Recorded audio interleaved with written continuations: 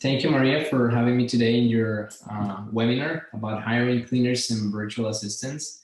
I'm no expert on virtual assistants, but I think you are even more. Appreciate being here. I started Gmates about 16 years ago, and during that process, I learned how to improve my business with virtual assistants, and then kind of develop software out of my own needs and pains in my business. So that's kind of what we've been doing in the last 16 years. Great, great. And for those of you that don't know me, I am Maria Dorian, and I ran a maid service out of Austin, Texas for 14 years. Sold that about 3 years ago now, moved to Spain. So I'm in Spain live. Everybody always says, what time is it? It's right at midnight. Mm-hmm. Yeah. And let's see. And then, of course, started Taskaway. We do virtual assisting for maid service and lawn care. And we are currently in the process of starting a second maid service out in Florida. So we're super excited about that. So, yeah, so let me go ahead and share my screen here.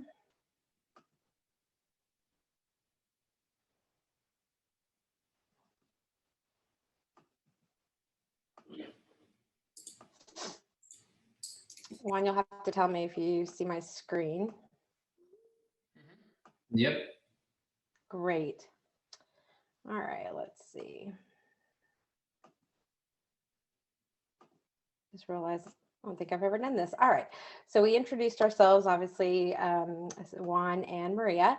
And so today we're going to be talking about all things hiring. We'll be talking about the process for hiring both cleaning techs and VAs. Is that correct? Juan, are you going to be talking about hiring VAs, or is it more just cleaning techs and office Mostly staff? cleaning techs. I think Okay. you can share more of the VAs part. Okay, awesome. So, and then Juan, can you just make sure that since you're the host now, can you just make sure that if anybody tries to join our Zoom that you give them access? Awesome. Yeah, right. I'm actually clicking here at Mate as you speak. Okay, awesome. Yeah. So let's see. So actually, do you want to go ahead? Well, let me start with saying, so my thought process with hiring is, so I think most people kind of take a, look at or think of hiring rather as you've got a candidate and you need to make sure that they match, what you need, and kind of put them through a process of, do you have a car? Do you have clean background check? Do you have experience? And then they try to bring them into the organization. So I kind of think of the hiring process a little bit different. I think of it as a sales process. So basically, I kind of think of it as when I'm interviewing a candidate, you've got to make sure that they've got the clean background and the, availability 8 to 5, not allergic to dust or pets and things like that. But I also look at it as, what can I do to get them to want to work for my company? So I definitely approach like the hiring process a little bit different. So Juan, do you want to talk on the first point as far as just how to attract and get the attention needed to bring in the candidates? Totally. So typically, most companies forget about that everything really starts as the visual in your eyes, in your brain. And we forget that we need to really create attention and attraction to our job, because there's many jobs out there. And so we need to start with a clean landing page that has all the benefits, the vacations, the requirements, testimonials of employees. And if you can even do a video of employees talking about their job and how they enjoy it. This is very important because there's many jobs out there and you really want them to see your business as a great opportunity. And that's why attention and attraction is very important. Now, when you jump and you solve that and you jump into conversion. So most people I've spoken in the last 6 months or so, they sometimes say, I'm spending all this money on Indeed, but I don't see much traction. I don't see many applicants. And I usually ask them, what is the conversion on your forms and they typically don't know. Unfortunately, Indeed or whatever system they're using doesn't provide them a completed or abandoned and conversion form. So it's very important to know that your leads and your your applicants, you can measure if they're converting or not. We tend to do this with uh, customers, but we forget that we have to do this too with employees, and it's very important. Without employees, we have no business. So conversion is very, very important in your forms. As far as filtering, I've spent years trying to hire good people, and what I've noticed is that uh, there has to be a lot of filtering process involved. Not just anyone that has the legal requirements, the car, the availability can be a good candidate. I really look for how they think in specific situations. For example, I create questions on my forms to ask them, how do you respond to, for example, if you have a flooded house or something burst in the house, what do you do? I ask them situations because I want to see how they're thinking. I really want to know their thought process because that's going to give me a good idea of who I'm dealing with. So filtering double for me with situations is a must. And then the onboarding part of have a clear step-by-step process so you look professional is very important. Typically we tend to very lax on this, and in reality we have to be very good at onboarding people and offboarding people when the time comes. So and there's a little quote here. It says 58% of cleaning businesses don't have an online job application or careers page. This decreases the chances of hiring. As you probably seen, Maria, there's people that still have uh, an email. Just send me an email or send me a resume. So and the business owner gets resumes, but he has no idea how to go through these resumes. So there's a lot to be improved still in our industry with this interviewing and onboarding process. Yeah, that's great. Okay, so you've made a couple of really good points. Really one kind of highlight from each of the 4 points you made. So I'm going to ask you a question here. So so I love the idea of you having a video, Yeah. a video of the staff on. So do you normally have videos on like what they like about the job and things like that? It's mostly a video of, like a promotional video that really just explains how happy they are at their work. If you want to show it, I mean, it's on in the slide number 10. If you Okay, awesome. fast forward to Yeah, let's see. and just kind of, it has Yeah. no sound at this point, but this is the Okay. the video we created. You can play it for them and they can take a quick look. Uh, that's our company name, and just let them watch briefly. Awesome. So I think I get the idea. There's Mhm. Paul August has a really good video on his website, and the same concept, just staff.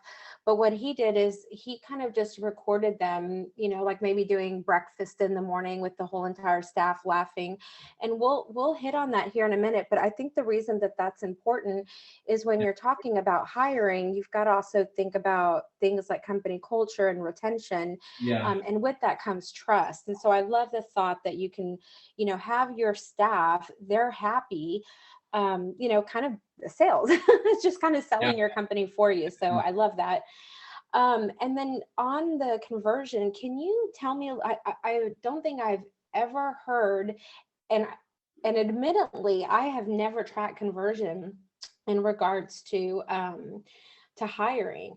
And so can you talk a little bit about that? Sure.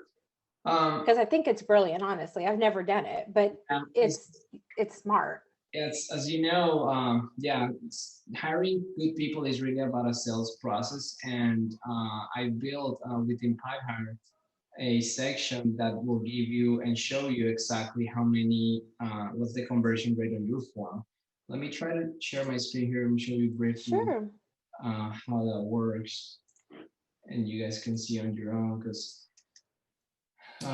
there's not many people tracking this data.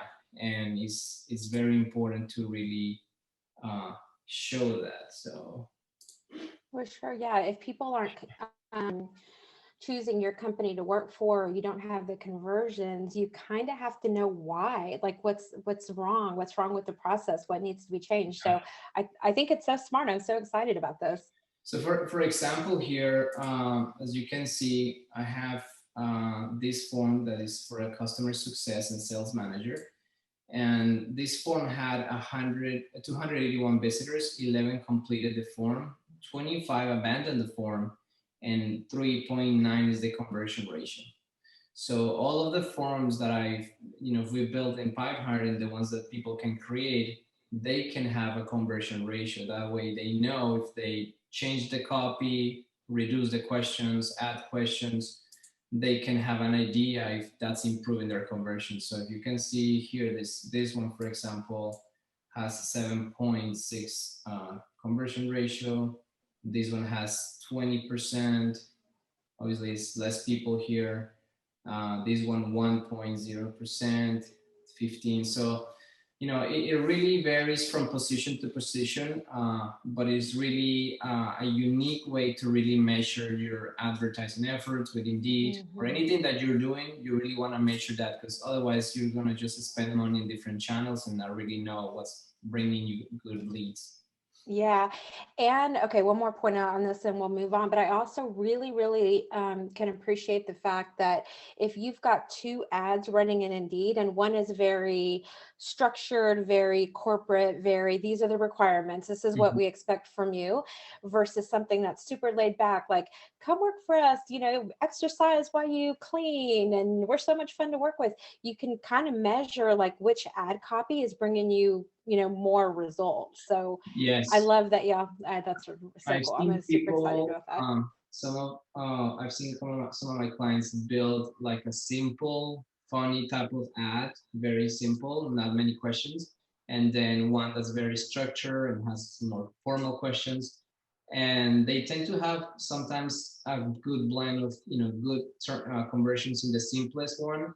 Obviously, they get more people, it's easier to complete, so the quality of the applicant is not that great, and but they still can see that the copy and whatever they write and the questions really makes a big difference when it comes to conversion. So you can run two ads within Pipehire and see what brings you better leads, and that's a way to kind of measure different copies, different sites, Hmm. and I've seen people having a lot of success with trying to A/B test this process. Yeah, yeah, that's brilliant. Love that. All And right, yeah, let me go ahead and reshare my. Thank you for let me stop sharing. elaborating. Yeah. um, okay, and so for me, obviously, we're going to start with the pre-hiring. For me, personality types like DISC assessments are super important. In my company, I am really, really, really laid back, like super laid back. Yes, we had policies, but none of those policies I actually made on my own. It was a group effort. Mhm. Um, and I found that with the whole entire staff kind of having buy-in and making the policies, and they kind of naturally followed them because they had a part in writing them. So we were super, super laid back. I think, yeah, we were super laid back. So for me to hire cleaners or office staff that were very structured and rule followers, and hey, this person's, on day 3 of not wearing a name tag, didn't really fit well with our culture very much. Um, and then, for every company is going to be different. There's a ton of, good, successful maid services out there that prefer their cleaners to have experience. They'll ask for 2 years experience. In my company, that was a disqualification. I did not want you to have any experience at Mhm. all, because I would want to be able to take you and teach you how to clean my way and think Yeah. like I do. And so for me, that was my company culture. So you kind of have to decide who your ideal candidate is for you.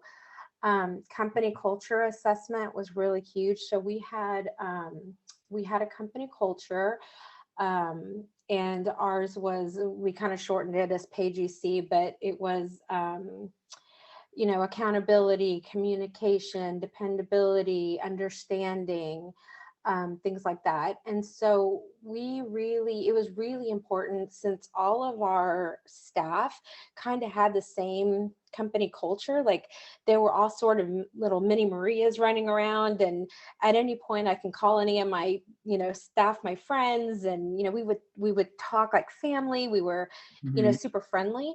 It was really important that any brand new employee kind of matched that company culture. So that was company culture is huge for me. And things like background check. Every company has things that they're okay with and things that they're not okay with. So you pretty much have to figure out what is right for you. I Correct. know some companies, if you're a smoker, I'm not gonna, they're not gonna hire you. But for me, I was okay with smoking. But there were definitely things on background checks that I wasn't okay with, that other people might be. So you just have to kind of, sit down and figure out what those important things are for you. Yeah, now that you mentioned the background check, something that I found a lot is that people tend to run just a basic background check and don't look at the driving record. And Mm, I found, that there's a lot of people out there with issues on driving, speeding, DWIs, mhm. just tickets they haven't paid in years, and just a lot of things that we found on background checks, because Pipehire allows you to run background checks. And I've seen a lot of scary, real scary applicants. And if people would not run the background check on their driver's license, they would have hired really just very bad people. And so I really encourage people to make sure they're doing the background check on driver's license. And even it costs more, but it's worth every penny, because you want to hire people that are not speeding, that are not drinking while driving. And Mhm. the basic background check really just tells you if they had any uh, legal, like civil court type of thing. But driving record is like another, is the flip side of the same coin. So you have to look at both sides, because they're driving every day. So that's something that I would suggest that people are always doing. Yeah, that's a really good point. You're right, because with the driving, honestly, I never looked at the driving record, which I really think is really smart. And I think Yeah. I'm probably pretty lucky that we never had any major car accidents. But I did, like, if anybody had a DUI, I tended to not hire them. I Yeah. kind of, when it came to the background check, not that I would ever show any of my clients, an employee's background, but I always kind of thought of it as, okay, if something goes wrong and it push comes to shove and I am forced to show an employee's background check to a Yeah. client, am I going to be cringing that they have to see that I hired a person, with XYZ on their record? Hmm. And one last thing about the background check that a lot of people don't do, but we did continuously, which is to double, like, even after the employee has been on, for a good year, we constantly check their background check just to make sure that, a year later, the employee that had to take, 5 days off because, she was stranded out of town, and, well, she really was in jail for XYZ. So we Yeah. always made sure to not, let the background check go outside of that very first Yeah. initial We, hiring we step. tend to forget to do background checks on those that are working with us already. And I had a Mm-hmm. situation where one of these workers just suddenly stopped showing up for work. And I couldn't find her maybe 2 3 months later. And for some reason, like a relative of her called me and say, she's in jail. And I was like, oh, Yeah. Yeah. what did I miss What in did I miss? process? That And dreaded so much you stress. know it's really a big bummer, because she was great. The clients like her, but it's just us that are missing and not doing our job sometimes, when we think everybody has a clean background, but they don't. Yeah, I agree. And then they become liability. So, yeah, Yep. scary stuff. Yep. All right, so then we'll talk about the first day. So for me, an employee's first day is huge. So when you think about, your very first day in school, or your first day at the job, if you kind of can put yourself back, you're really nervous. Like you're scared, you don't know what to expect, you don't know what your day is going to look like. You don't know anything, right? And to me, um, part of just keeping an employee forever, like retention, Yeah. which by the way, our company was huge on retention. I mean, we had employees that were there up to 9 years, and they just rarely left because we did a lot of things really well. Yeah. And for me, trust, it starts on that first day. So what I used to do is before an employee would come in on their first day to work, I had a what you need to know list, and it included, oh my gosh, it was long. It included things like, who are you going to work with? What can you expect on your day? How many houses are you going to clean? What do you do? What to do for lunch? Do you bring money? Do you bring, do you get a break? Could you bring your lunch? Who are the people that you're going to work with? So basically, as much information that you can give that new hire to make them feel safe on their first day kind of sets the path for a good, successful relationship. And trust goes both ways. Like, yes, we Yeah. have to trust this person that we've got coming into our organization, but they have to be able to trust us. So for me, the more information that you give them, it reduces stress and it gets them to trust us a little bit more. On their first day, we also had some, kind of behind the scenes strategies. We would always make sure that when we had a brand new, well, we had working interviews, but, if you don't do the working interview, you might just do your first day training with the brand new person. But I always gave the team lead, the company card that day so that they can buy everybody on the team lunch. And that was just so that during the day with the brand new person, everybody can sit and have a burger and not be rushing day to from one house to the next to the next to the next type of thing. And we always made Mhm. sure to ask them just about them and their families and their past jobs. Our what do you call it, our field manager, after their first day, would always send her a Facebook request. Just again, like bringing them into our fold, making them sure that they're trusting us and they can see us as a workplace that they would want to come in to work every single day. And then the other thing that we would do is whoever interviewed the employee after the first day, that the person that did the initial interview, they would call the employee, 5, 6 o'clock at night in the evening, just to say, hey, Rhonda, I know that today was your first day. How did everything go? And what this did is it kind of gave the person a chance to say, I don't know if I liked it.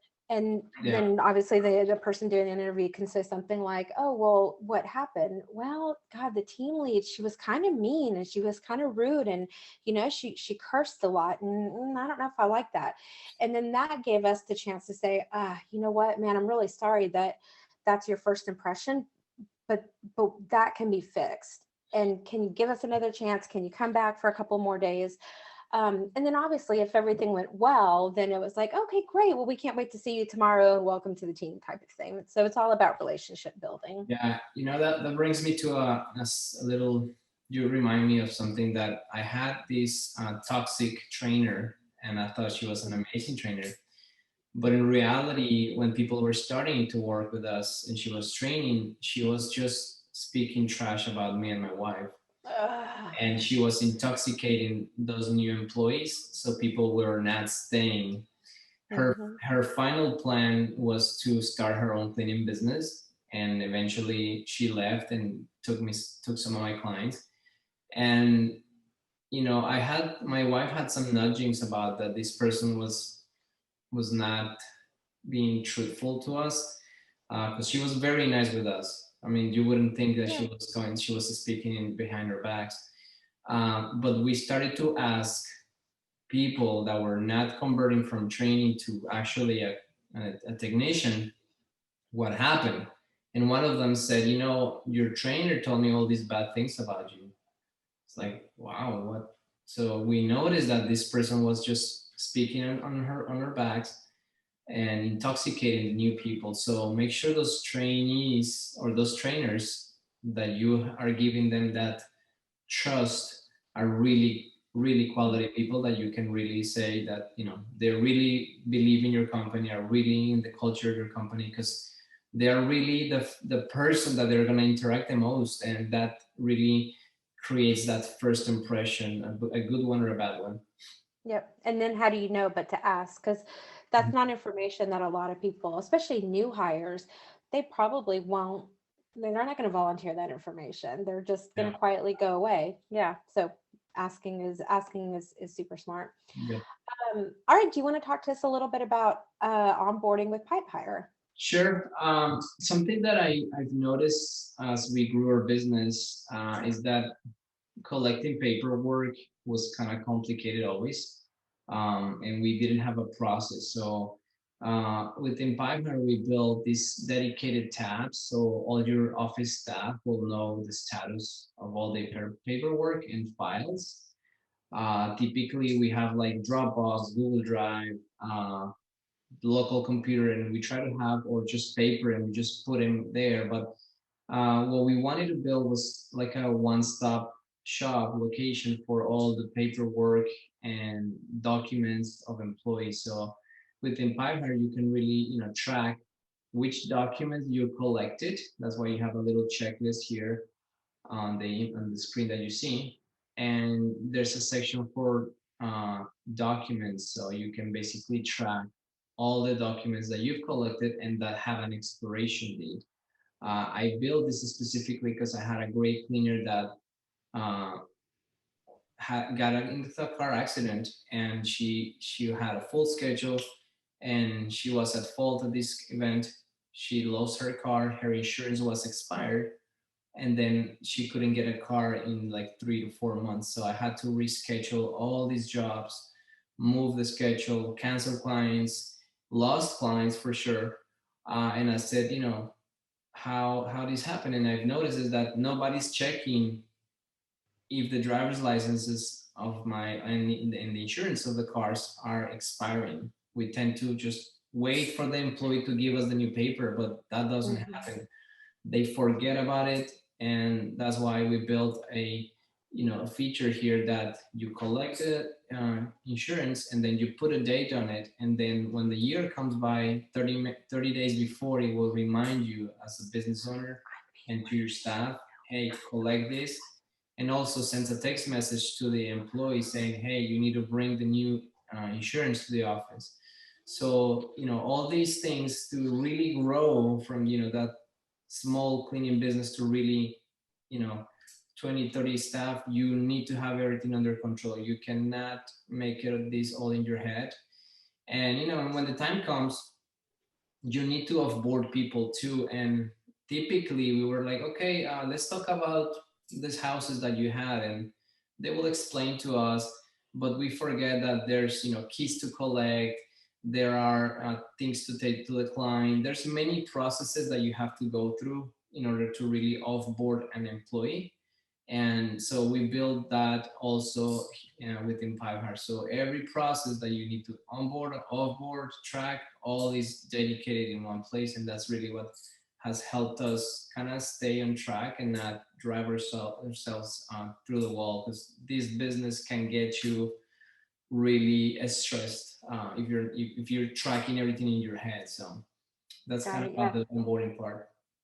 Yeah, that's super smart. So you're not kind of relying on memory Now, for these things or hoping that something doesn't slip through the cracks. That's yeah. awesome. Once you Um, cross 5 employees, you start to kind of feel the stress. Once you hit 10, for sure, you're like, gosh, there's too much stuff to track. Once you hit 20, you're like in desperation mode, unless you have an HR person really dedicated to managing your staff only. But that's a whole new salary, new overhead, and you know yeah. sometimes it's not needed. So That's awesome. And so, yeah, so when you say expiring documents alert, so it sounds to me like it's kind of automated Yeah. or automating like the alert for you. Do you get an email? Is that how that works? Or when you log in the system? Yeah, basically, let me show you briefly here. My screen three. So when you have an employee, you go to their profile, um, and in here you have the documents. So for example, she's a VA that works for me, but she doesn't live in the US. But if she would, I will click here driver's license, put a date, a time, and then an expiring date, and then same with car insurance. So this will basically in 2022 will get you a notification here, so you can remind yourself of tackling this problem, and then you press save here, and this is automated, so it's completely off your head, of your mind. And this is the onboarding checklist. I didn't show it to you, but you check whatever, excuse me, onboarding. You check all the documents that you collect.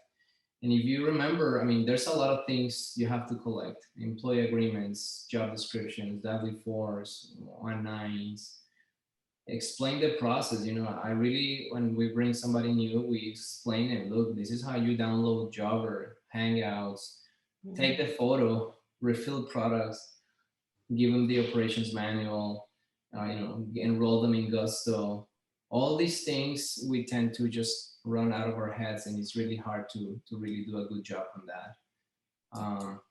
And here on the offboarding, that's something that I mentioned. You need to move the appointments to another technician, notify clients, collect keys, exit interview, terminate from Aflac, remove from Jar.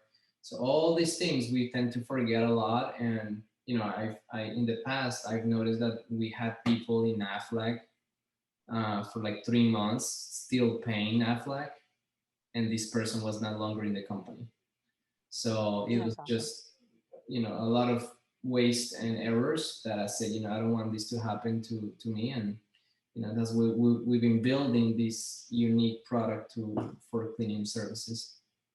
That's awesome. So that goes back to the whole systems and processes Yeah. to get away from what's in here or just pen and paper to automated.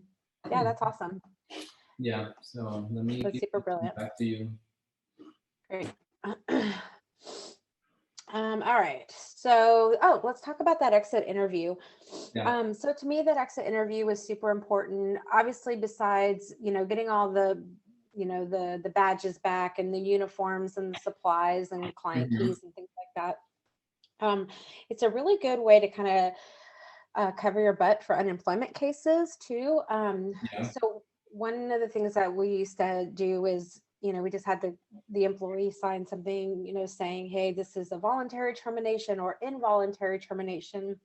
And under the involuntary termination, there was a little check mark that said, I quit, with a little space that they would write, I quit because I'm going to school. So then when 6 months later they try to, collect unemployment, it was like, oh no, look, they quit for going to school. That was, no fault of ours. That was all on them. Yeah. Um, and then the so you kind of touched on why people leave. So, you know what? I think it's safe to say that people don't like conflict. It's too hard for people to be honest. And a lot of times, if something's bothering them, they just Mhm. won't say it. They'll just quietly go away. It's easier for some people to quietly go away, find another job, than the thought of having to come up to a boss to say, this is bothering me. I'm tired, I'm stressed, I'm overworked. My team lead or my, team person is slowing down, and we're cleaning 4 houses a day, and I'm doing kitchen, bathrooms, and floors in all the house, and all she's doing and all on all the houses is dusting, and then she's spending, all her time on texting on her phone. A lot of employees won't say that, again, especially new employees. So one part of our exit interview was a $25 Amazon card. And Juan, I think you did something a little bit different. I think, hopefully we'll talk about that. But what I used to do is I would just say, like, for your time, would you sit down with me and give me the good, the bad, and the ugly? And for your time, I'll, gift you an Amazon card. And we got so much out of that. I mean, people, when you put it that way, and especially like if you put it in a way where you say, look, I hate that I'm losing you, and you were a good employee. I don't ever want to lose another good person in my organization again. So can you tell me what I could have done different, what we could have done different to keep you? And what you'll start noticing is trends and patterns. Yes. And then you notice, you get the trends and patterns and you fix what needs to be fixing immediately. So to me, again, that also helps with retention, which overall, the less retention you have for employees, the better it looks for your clients. The less risk of breakage and damage because of their experience, the better quality your clients are going to get. Saves Mm. you money from having to, training is expensive. Oh yeah. Yep. And so overall, just a much better organization if your employees stay forever and ever. So for me, Well, that exit interview and the Amazon gift card was super this important. business is really a game of retention of employees and customers. And Yep. what I've noticed is that in the different business owners that I've met in these last years is when they can't grow is because they either have an imbalance of employees or customers. It's either too many clients and very few employees, or vice versa. And it's really, this business is really simple, but it's hard at the same time because you need to really balance employees and customers, and you need to keep that balance constantly. Because if you lose either of those people, the business kind of becomes unbalanced, and then you start losing clients or you start losing employees, and that's when the business stops growing. So I really find that the success for this business is to really find that balance of customers and employees. That way you can constantly every month grow a little bit and grow and grow and grow. And that is something that very people I've heard talk about, this balancing act, and it's very important that I kind of keep that present constantly. What do I have to do as a business owner to really make my company balance and not create chaos there? So Yeah. I used to say our product is cleaning, but our business, we're in the people business. It's there employee. you And go. then I jokingly and very lovingly on the days that, was stressful, I used to very jokingly and lovingly say, boy, this business would be so easy if it weren't for clients and employees, because those are the hardest ones, but those are our business, right? Yeah, totally. Um, yeah, okay. So, again, talking about retention, Yeah. best practices for keeping employees, obviously, paying them well is going to be a factor. They've got to be able to afford to work for you. But I did talk about this at the very beginning. So, when I first started my business, like everybody else, we needed a new policy, and I would write the policy and present it to everybody. And okay, from now on, this is what we're doing. Everybody's wearing name tags or whatever it is. Um, at the very beginning, I had some pretty serious culture issues, really, really actually very serious culture issues. And I had to change everything that I did. And one of the things that I did that served me really well was to get buy-in from staff on new policies and procedures.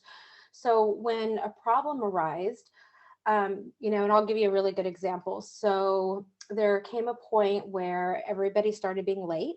Like our start time was whatever, 8:15, I think it was, and everybody started being late. And instead of, me saying, okay, from now on, if you're late, you're getting a write-up, we literally, sat everybody down and I said, all right, we've got a problem.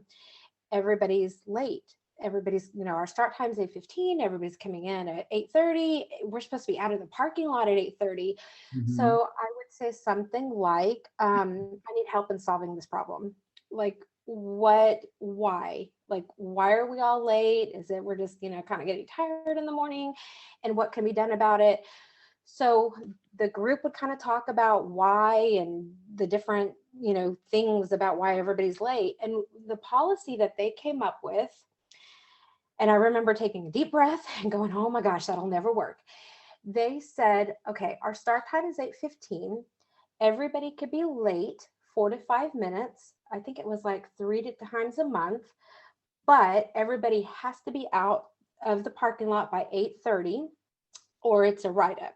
And I'm thinking, well, yeah, but the policy says that the start time's 8:15, and you guys actually want to make the start time, like, have it be okay that you guys are late. I'm thinking that's never Mhm. going to work. And but what I said is, I said, I have my reservations about that, but let's try it. We'll come up with a system where everybody gets there 3 days a month late with no consequences at all, and Yeah. we'll try it. And if it doesn't work, then we'll come back to the drawing table and re-talk about it and see what happens. To my shock, everybody started being on time. Like nobody had to use the 3 minutes. And I was shocked. And I'm like, it actually works. And I think it's because at that point they had a piece in problem solving. So that was one of my favorite things that I did for my company. And it also gives them a sense of purpose. It doesn't make them feel like, oh, there's the boss and we're just the employees coming in to, we punch in, we clean a bunch of toilets and we clock out, and we're making the boss all this money, we're not getting anything out of it. It makes them feel like they have a piece of the company's success and a purpose there. Another thing is solve their problem first. So probably one of my probably one of the most important things that you can do with an employee. So let's say that Mrs. Smith called and she was really unhappy with her cleaning. Mhm. So I'd have to, hey Jessica, Mrs. Smith was really unhappy with her cleaning. And, as a boss, we want to say, why did you mess up? Why was there a quality issue? Were you not paying attention? Plus you went over on your job time. You want to go, what's wrong? What's wrong? What's wrong? Well, what we did instead is we said, why? Why did those things happen? And then when the employee came back and said, well, here's the thing, that house is undercharged. So what's happening is if we take the time that we need to on that house, we're making like minimum wage. And so what's happening is we're rushing. So at that Yeah. point, they gave us the problem. So we solved that problem first. So then at that point we would say, okay, well, you know what, we're not going to talk about the quality issue anymore. We're going to solve the problem first, which is we're going to look at, Mrs. Smith's job, look at the job time. Okay, you know what, you guys are right. I mean, this house is grossly undercharged. We would obviously change the price. And then if there was a quality issue, then obviously it'd be a second conversation. But solving their problem first was really huge for me. It was kind of a game changer. And then quickly change what needs to be changed in the organization. So again, if a house is grossly undercharged, all right, what do we need to do to fix it? And then developing the company culture. Yeah, company culture is huge. It's a topic I really enjoy, but it's a big topic that really deserves a whole webinar on its own. I hope Mm-hmm. this one this year. So yeah, let's jump into the next slide that you have. Awesome. So hiring as marketing. So to me, just like you would really wouldn't stop marketing because then your phone stops ringing, you would never want to stop hiring. There's always somebody on the bottom of the totem pole that could use a little cut in hours because maybe they're low performers, they're just not doing very well. Lord knows we have no call, no shows.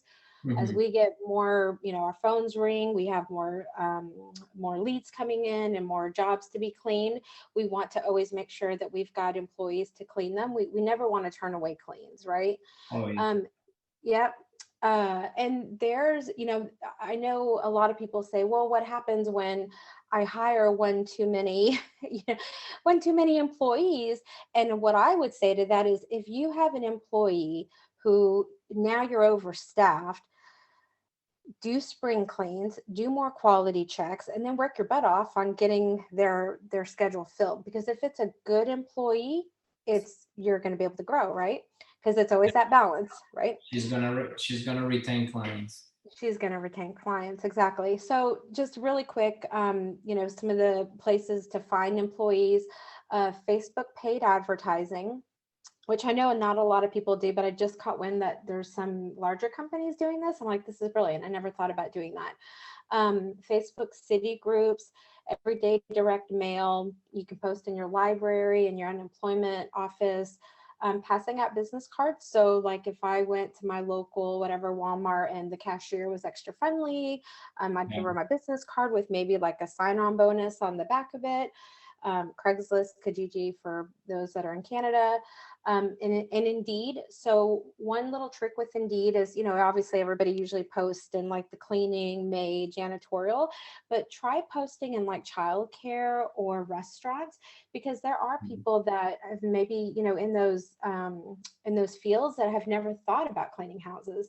So now you've got, eyes on your ad from people that may not have thought to clean houses.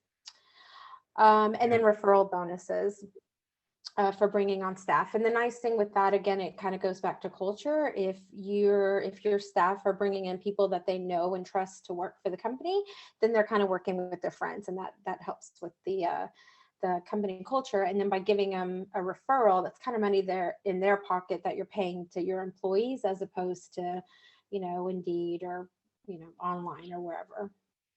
Totally. One of the things that I used to do in the past was to, go to hotels and pass out business cards to the cleaning ladies. And, Nice.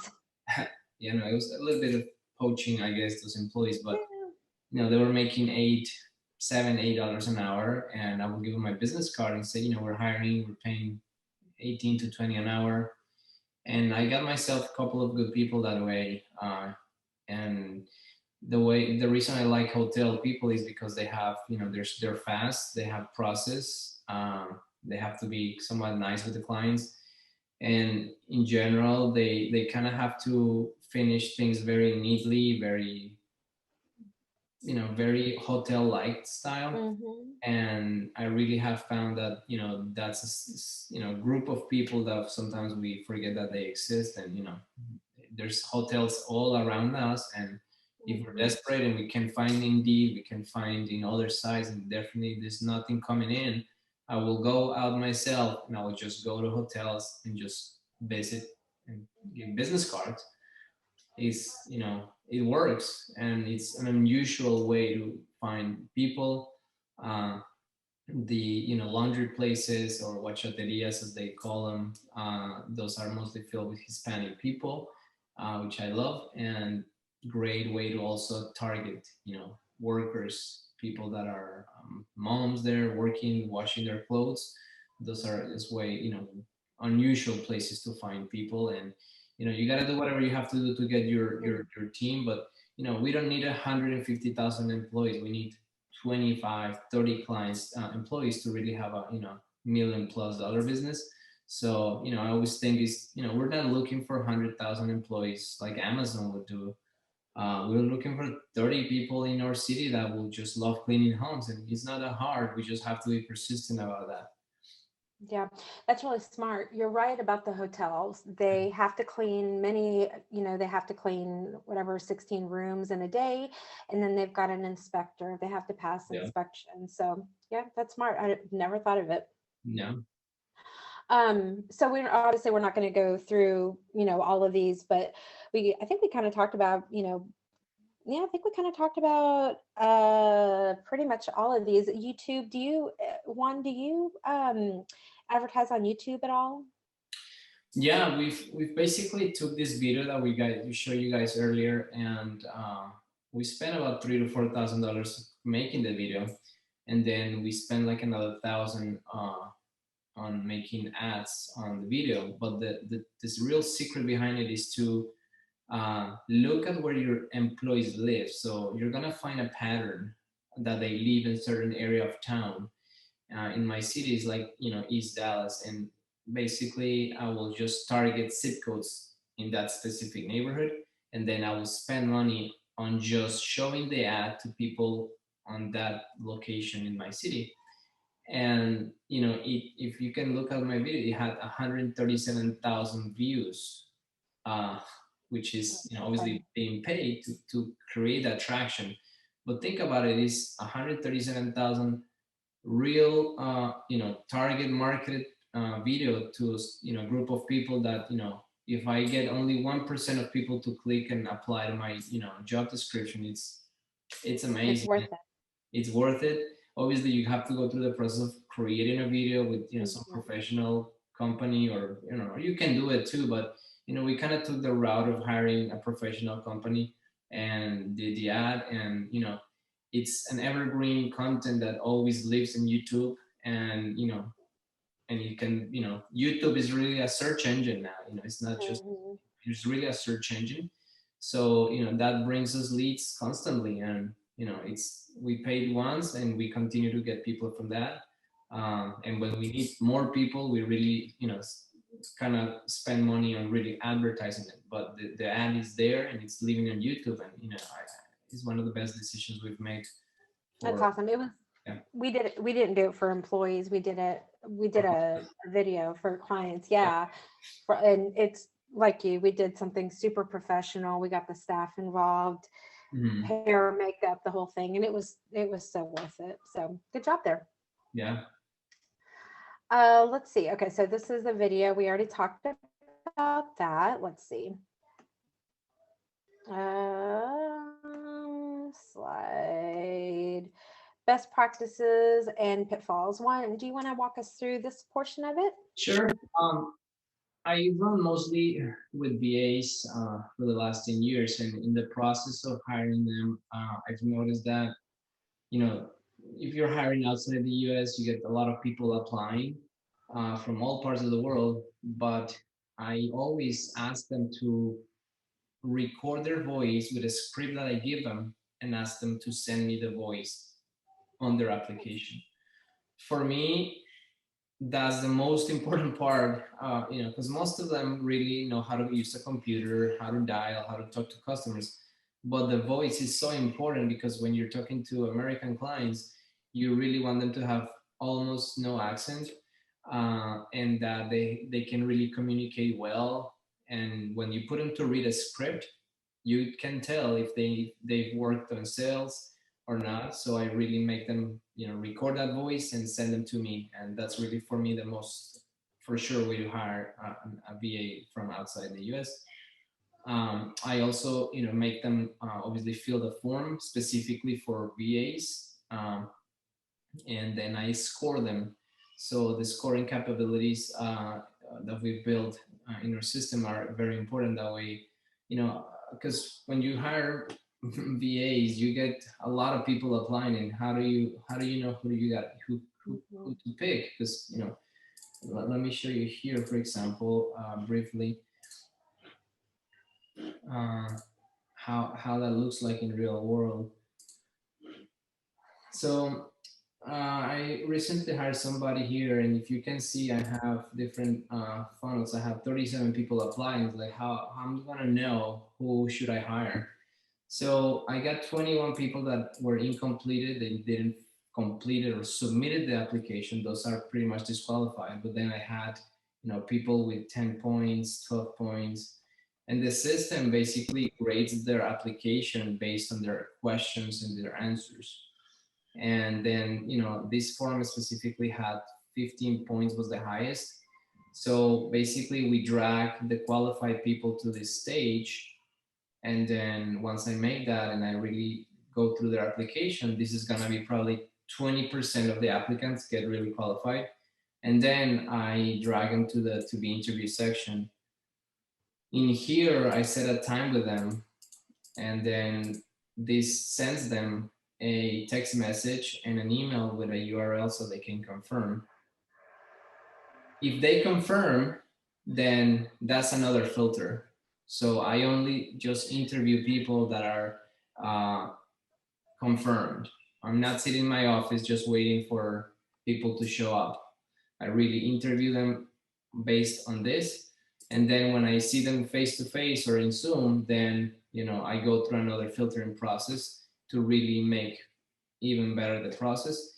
And that's how you're able to really get from a lot of people to just a couple of people, because we're not hiring hundreds of people, we're just hiring a small group of people, and that's how we've been able to do this.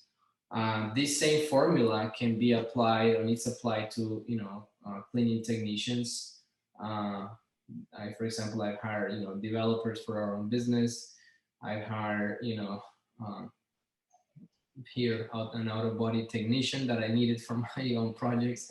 So I really use this for anything that I need to hire people, because I can create a funnel for each job position and with its unique questions. And I'm big on really filtering people, because we don't have the time to really talk to a lot of people. We just have to Yeah. talk to the right people. Or to go through like the hundreds and hundreds of resumes that you get, which after, a good 10 minutes, you're like, oh, this looks good. And then, oh, this one looks good. And then after 5-10 minutes, you're like, yeah, they all look the same. Very ineffective. So that's how we do it. And there's basically more to show here, but we're kind of running out of time. Okay, well, let me want to reshare our screen. Yeah, and then we'll, because I do want to save a little bit of time for questions and answers. Do you want to, well, actually, I think you pretty much talked on the cleaners. Do you have any other points that you want to make on the cleaning? That's it. Just filtering. This is the most important part for me, really scoring them, because if you're really busy growing your cleaning business, the last thing you want is hiring, waste time talking to the wrong people. No, that's awesome. Okay. So we're going to talk a little bit about the interview. This probably we probably should have talked about that sooner, but what makes an effective interview? Again, think of it as sales.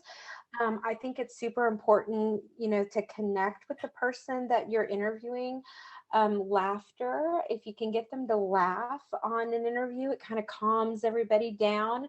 And again, it kind of creates that sense of, okay, I can picture myself working here. So whoever's doing your interview, super important that they're really people and really personable and can relate to, especially cleaners, just on that personal, I'm on your level, way. I think that's obviously we want to be professional, but they're people, right?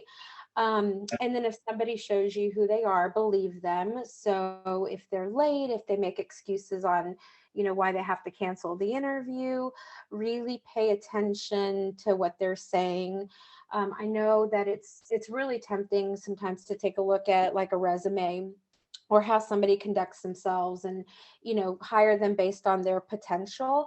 To me, that's too risky. I mean, really take a look at who they are, and kind of read between the lines.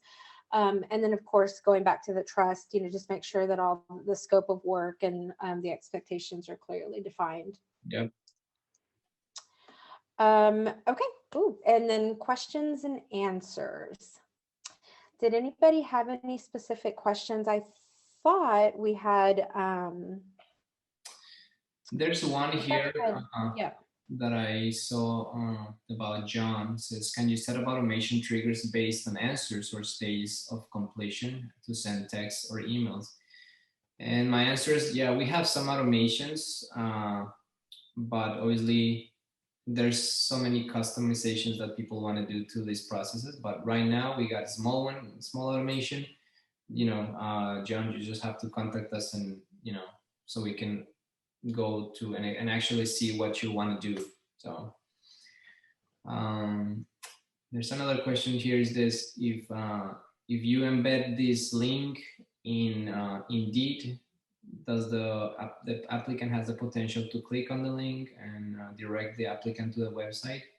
Yes, you can. Pipehire gives you a URL, a unique URL for each application or job application, and then you can share it online on Indeed, on chat, on any platform. But if you want to, and my recommendation is that if you want better conversion, is to have this form embedded in your careers page or jobs page, where you really have a full feature of your job, your benefits. That increases the conversion even more, because they're gonna fall in love with your company, and then at the end you present them with a nice clean form. That's gonna increase a lot. So that's my recommendation. Perfect. So Juan, I have a question that kind of follows along with that. Yeah. So rather than embedding that into your Indeed, you know, job description or whatever, or wherever it is that you're hiring, what do you put there instead? Like, do you direct them to your website to say, hey, you know, finish the application process by going to our website and then having that there? Yes, on the description of Indeed or whatever you're posting, you mentioned there that, at the end you'll say, please complete the full application at this link. And that could be a PipeHire link or your website with the form embedded. And why we do that is because, I've seen a lot of people getting a lot of applicants on Indeed, but they can't really distinguish who's the right person to hire. And that's why we filter everyone through the funnel and through the scoring system. And then you just have one place to look.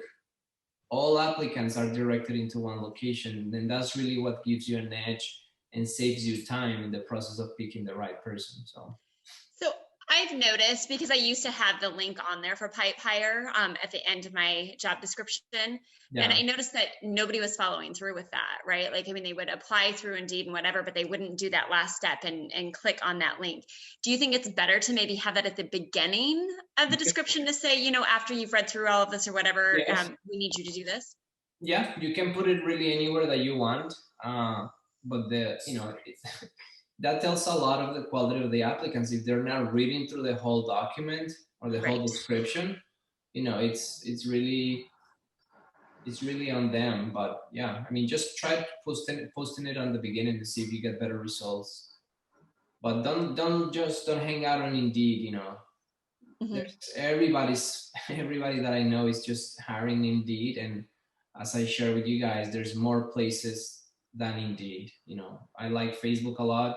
And I've tried these other things that I share with you guys are more manual, more, old school. But when you need people, you have to find them anywhere, and you cannot only rely on Indeed because it's getting expensive. And agreed. Yeah. And they just want more money every time you want more leads. And it comes to a point where it's just unsustainable. So, and then just real quick too, do you have a job description that you use that you would be willing to share? For cleaning technicians or for VAs? Cleaning techs. Yeah, I mean, it's all on our website, but yes, I can share with you. That'd be awesome. Yeah. Thank you. Just email us at support@pipehirehrm.com, and we'll send you the information. Yeah. Great, thanks. And John made a comment.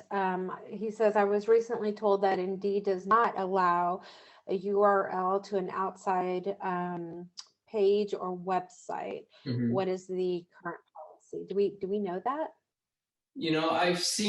I heard that. I've seen people post it and kind of get away with it. I don't know if they're actively deleting the post or blocking the ad. I don't know. But maybe they're changing. Okay. But again, I suggest that, don't depend only on Indeed, because they're just the big monster trapping more people, and you need to go out and look and explore other possibilities. So, I really now, in my 16th year in business, I just tell my employees, looking for new girls, can you guys find me ones? And they just go tell their friends and bring me people. And that's awesome. You really want to create that type of culture where people want to have their friends work with them, because you're not going to spend any money. Just, every time you need somebody, they'll bring you one. And obviously that takes time to develop, because you have to kind of build this culture, this stickiness to your company. But at the end, you want that, because that's really sustainable. And that's really, in my opinion, when a friend brings another friend, an employee brings a friend, the quality of that person and the chances of this person staying for a longer time is just increases tremendously. And that is my number one advice when really bringing new people. Yeah, I agree. Okay, so let's see. Juan, can you share your screen? I can't find my slides anymore. Can you Yeah. share your screen? I think we had one last final. Does anybody have any additional questions before we wrap up? Okay, let me check my screen here. So we're okay. All right, you guys see my screen now? Yeah. Yeah, okay. So I want to say thank you, Maria, for bringing me to your event or your webinar. I typically don't do much of promos, but for anyone that's really interested in using Pipehire for running their cleaning business, we're doing a partnership with Taskaway clients or users or new users for Taskaway of getting 50% off on their first 3 months of any of the plans that we offer. And they will get also $200 in credit with Taskaway using the code AWAY11. That's you will enter this into the checkout area. And also something we finished literally last night is that this is a bonus thing we're giving everyone is we created a hiring job form ready to hire VAs. And I'll show you briefly what that means. So within Pipehire, you can have your own forms of whatever job positions that you hire.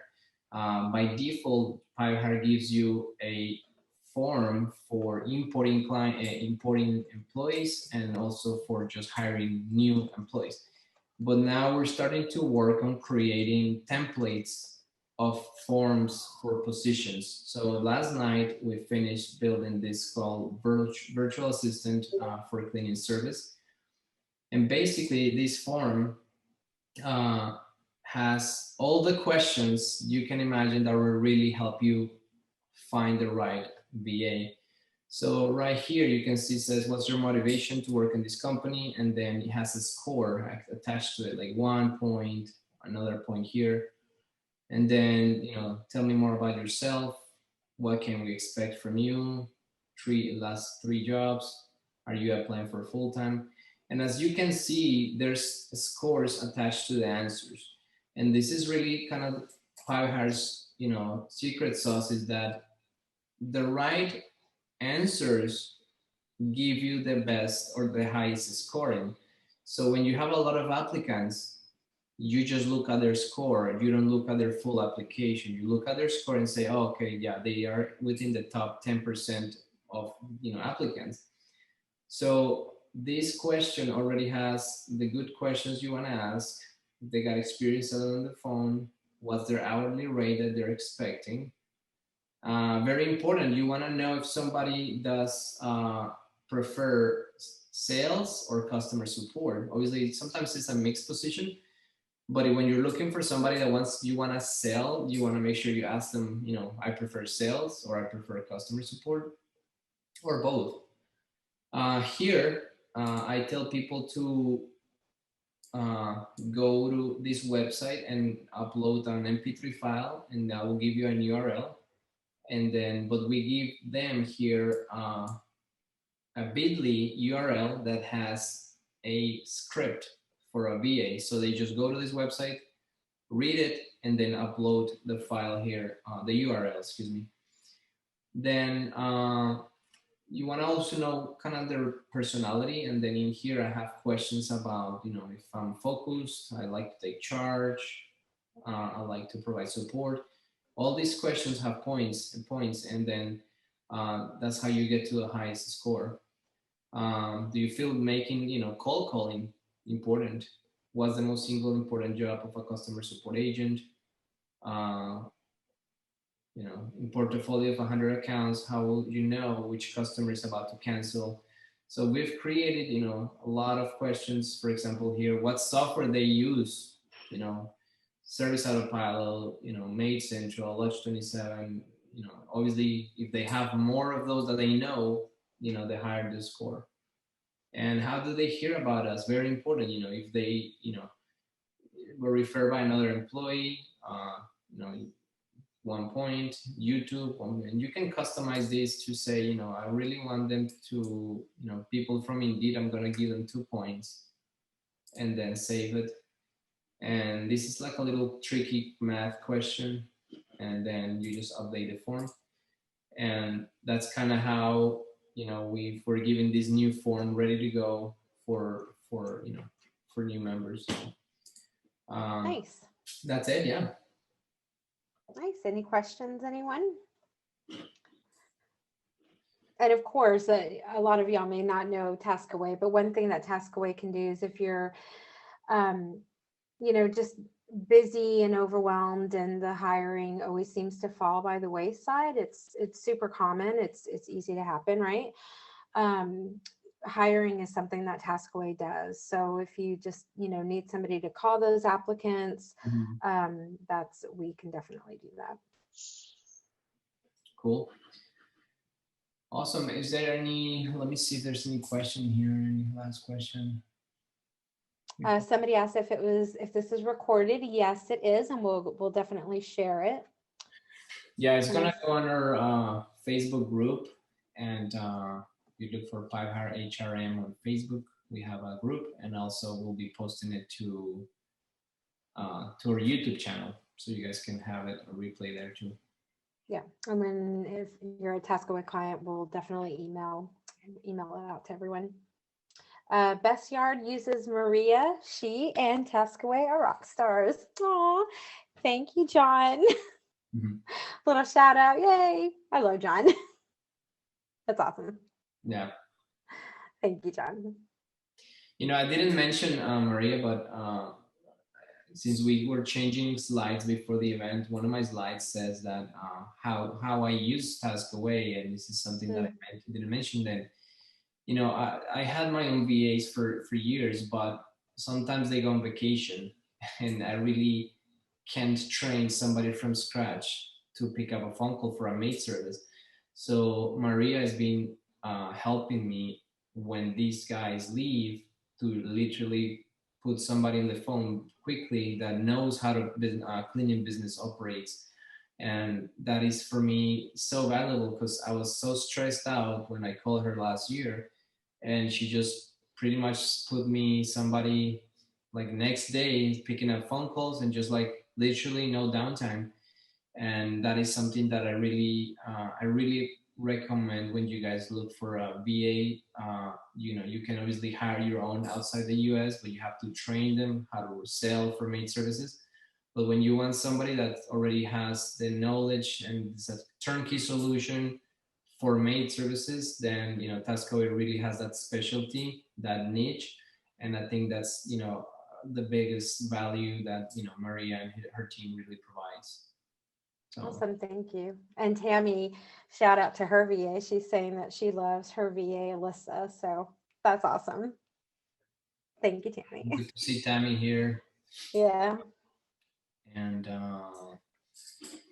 Marianne, you know, we saw each other last week in Dallas. So good to see you guys here. And I don't know if there's any more questions. And we appreciate you guys your time today. And hopefully, you know, we'll see you guys in the next couple of weeks in the events and the online world.